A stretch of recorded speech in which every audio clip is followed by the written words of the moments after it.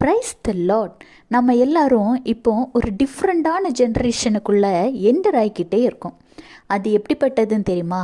ஒரு விஷயத்தை ஆசைப்பட்டுட்டோம், ஒரு பொருள் நமக்கு வேணும்னு நினச்சோன்னா அது உடனே நம்ம கையில் கிடைக்கணும் அப்படிங்கிற ஜென்ரேஷன். இப்போ வர வர வயசானவங்க கூட இந்த மாதிரியான சூழ்நிலைக்கு அடிக்ட் ஆயிட்டாங்க. இது போய் போய் எங்கே போய் நிற்கும் தெரியுமா? ஆண்டவராகிய இயேசு கிறிஸ்துவின் கிருபையும் இரக்கமும் கூட இதே மாதிரி நினச்ச உடனே கையில் கிடைக்கணும்னு நினைக்கிறாங்க. அதாவது ஒரு உணவு தேவைன்னா, ஒரு பொருள் தேவைன்னா ஆன்லைனில் ஆர்டர் போட்டு அடுத்த நிமிஷம் கையில் வாங்குகிறோம்ல, அது போல். ஆனால் சில காரியங்கள் இருக்குங்க, அதுக்கு எப்போ நம்ம கையில் கிடைக்கும், எப்படி நம்ம கேட்கணுங்கிறதுக்கு சில வரைமுறைகள் இருக்க தான் செய்யுது.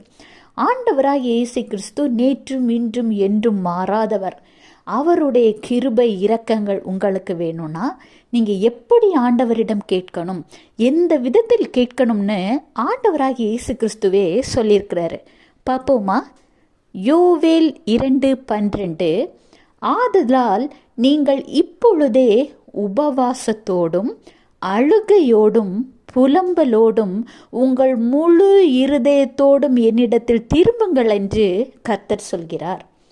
உங்களுக்கு ஒரு காரியம் ஆண்டவராகிய இயேசு கிறிஸ்துவிடமிருந்து பெற்றுக்கொள்ள வேண்டுமானால் சும்மா போய் நின்றுக்கிட்டு கேட்டால் கிடைக்காதுங்க. உபவாசம் இருங்க. ஒரே ஒரு நாள், ஒரு நேரமாவது உபவாசம் இருங்கள். அந்த உபவாசத்தில் உங்கள் மனதில் இருக்கும் பாரத்தை, துக்கத்தை உங்கள் கண்களிலிருந்து ஒரு சொட்டு கண்ணீராவது வடித்து புலம்பி உங்கள் முழு இருதயத்தோடு ஆண்டவரிடம் கேளுங்கள் என்று கர்த்தர் சொல்கிறார். அப்படி கேட்கும் பொழுது உங்கள் விண்ணப்பம் கேட்கப்படும், உங்கள் ஜெபத்திற்கு பதில் கிடைக்கும். இந்த காலம்னு ஜென்ரேஷன் ஓடலாங்க. ஆனால் இந்த ஜென்ரேஷனை கூட உருவாக்கின ஆண்டவர் ஒருவர் இருக்கிறார். அவர் என்ன சொல்கிறார் என்பதற்கு கீழ்ப்படிந்து அதன்படி நடக்க பழகுங்க.